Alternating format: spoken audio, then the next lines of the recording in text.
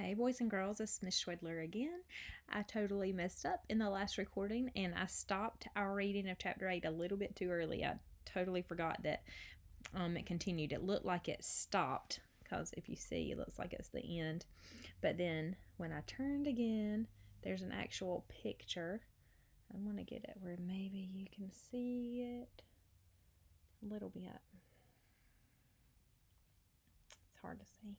And then when you turn, it is still chapter 8. So I'm going to read the rest of chapter 8 and then also read chapter 9, okay? Soon, Ray was sprawled on the living room couch enjoying a second bowl of cereal. And when he flipped on the TV, he discovered some great old detective movies that were just starting up on a classic film channel, 4 movies in a row. And 15 minutes into the first movie, he was sound asleep, slumped sideways on the couch with his head on a pillow, his guitar within easy reach. Ray woke up an hour or so later. Just a scar-faced man wearing a wide-brimmed hat began firing a huge machine gun into the side of a speeding car. Ray yawned, stretched, smiled, and closed his eyes again. He thought, yes, indeed, life is sweet. I could get used to this. And for the second day in a row, Ray had a feeling he hadn't known for a long time. He felt like being a twin was wonderful. But as he began to doze off, he couldn't help wondering what was happening at school. Sure, it was nice to kick back at home, but school was definitely where the action was. Definitely. So now that he's been to school, he realizes that, yes, sitting home is cool, but everything's happening at school. That's where everything's going on. So we got to wonder if he's going to want to continue this for this whole week, because he already didn't think it was a good idea because they would get in trouble. But Jay is the one that wanted to keep doing it. But now Ray's realizing, hey, I'm missing out on stuff. So I just wonder how it's going to go when Jay gets home. Okay, so now we're on to chapter 9, assignments. And remember, we already know that they don't both want to do them. Jay didn't know what to do. He was sitting in Friday's first period math class, and this girl had just smiled his way. It wasn't Rachel, the girl who had talked about his factoring problem on Wednesday. This was a different girl, even cuter, and she had smiled right at him. Oh, me.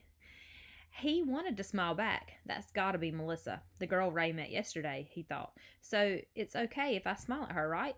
But what if it's not her?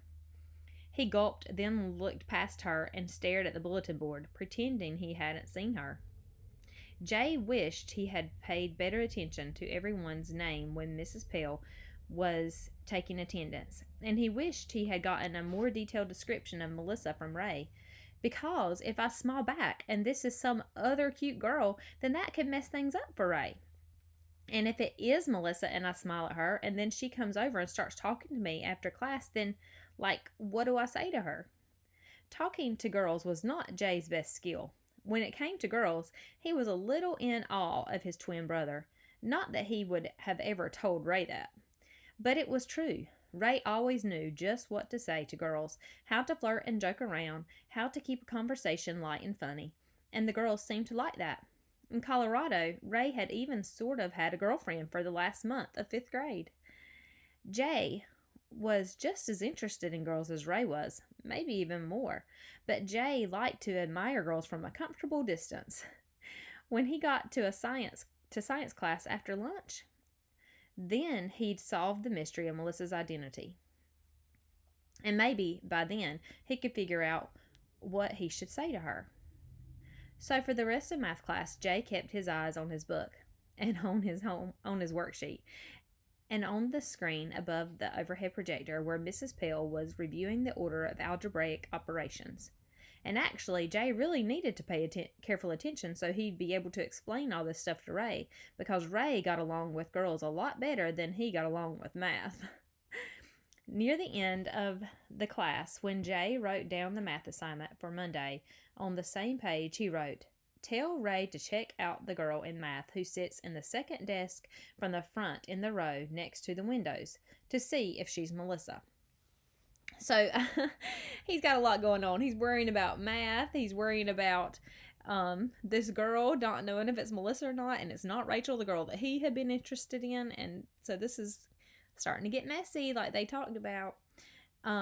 What do you think it means that Ray got along with girls a lot better than he got along with math? But then he crossed that out because he thought, that's stupid. I'll know if this girl is Melissa the minute I get to science class. And instead he wrote, tell Ray that if the girl in math class who sits in the second desk from the front in the third row from the window isn't Melissa, he still has to be kind of nice to her if she smiles at him. That means because, well, you tell me, why does he still have to be nice to her if it's not Melissa? But then Jay crossed all that out too, because he knew Ray would just tease him about this girl, no matter who she was. As math class ended, Jay avoided all chance of connecting with the mystery girl by hurrying out of the room and walking to music class with James. James seemed to know everyone, and everyone seemed to like him, and being friends with a popular kid like James was something new for Jay. As I stood inside the music room doorway, waiting for the bell, James said, Hey, did you play soccer when you lived in Colorado last year? Jay nodded. Yeah, I played some soccer, which was true, especially the part about some, because the only soccer Jay had ever played was during gym class. James said, Because there's a 6th grade team here. I mean, it's more like a club than a team. Sean plays too, and Mr. Parnell, the music teacher, he's the coach, and he's good. You're really quick on your feet, so I bet you'd get a good position. Might even play forward. You should come to the first practice. Jay was flattered that James had noticed how fast he was, and even more flattered to be asked to join this team, or club, or whatever it was. A bunch of guys kicking a soccer ball around? Sounded like fun. So Jay smiled and nodded and said, Yeah, I'll come. That'll be great. The bell rang, and as they took their seats, Jay opened his assignment notebook and wrote, Tell Ray he has to pretend he likes soccer. That afternoon, just before 6th period, Jay identified Melissa by standing inside the door of the science room and locating lab table number 9. Third one from the windows, second row from the back, and the girl sitting at table 9 was a surprise to Jay. Actually, a double surprise. First, this girl was not the one who had smiled at him at the start of math class, so that was nice to know. And second, he was surprised that this girl wasn't prettier. From the way Ray had talked, Jay had expected to be blinded and astonished by Melissa's beauty, and he wasn't. He thought, she's sort of cute, I can see that, definitely. But as Jay took his seat at lab table number 9, the girl who turned and gave him a warm smile didn't seem so special. Not at all. Still, Jay smiled back at her because he knew Ray would want him to, and he said, Hi. And Melissa said, Hi, I really like your shirt. Oh, Jay said, thanks. I like yours too. Yeah, very nice shirt. Jay nodded, and even though he knew he'd said enough, he felt like he had to keep talking. Shirts are great, he said.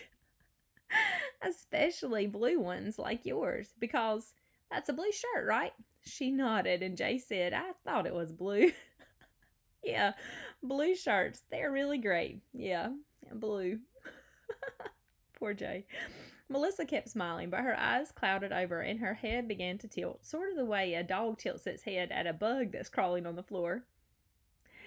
Jay had seen that tilted head look before from other girls he had tried to talk to.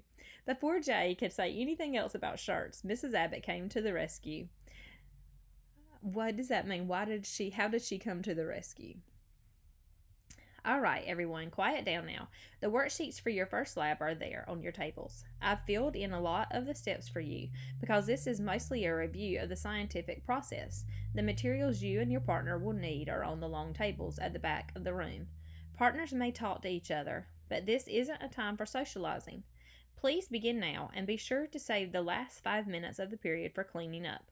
Papers rustled, chairs slid on the floor, and kids began moving around the room. And despite what Mrs. Abbott had just said, a low buzz of chatter filled the room. That sounds like our boys and girls in our room. But Jay was frozen, afraid to move, afraid to say another word to his lab partner. Melissa took charge. She said, Here, take this sheet and go get the things we need, okay? Jay nodded. Yeah, good idea. He scooted his chair back and rushed away to join the crowd of kids headed for the back of the room. And when he returned, and for the next 35 minutes, the only thing going on at lab table number 9 was science. It was strictly school business. When class ended, Jay was amazed by how quickly Melissa gathered up her things and left the room, without a smile, without a goodbye. And in his assignment book, he wrote, "Tell Ray he has to convince Melissa that Jay is not a dork." And he thought, Monday's gonna be a busy day at school for Ray. Too funny. Okay, so I want you to think about that, and I want you to think about this conversation when they get home. Oh, goodness. That conversation about the girls and the confusion is going to be crazy. I want you to think what it's going to be like for Ray when he goes back. Oh, this is getting hairy. All right. Talk to you later.